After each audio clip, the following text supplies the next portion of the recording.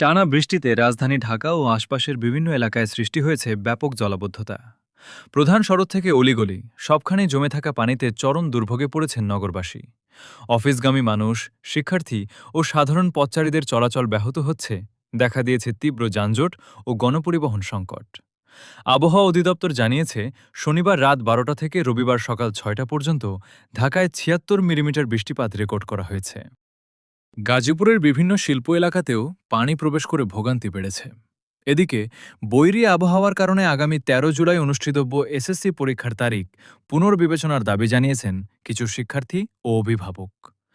আবহাওয়া অফিসের পূর্বাভাস অনুযায়ী ঢাকাসহ আরও কয়েকটি জেলায় বজ্রসহ বৃষ্টির সম্ভাবনা রয়েছে।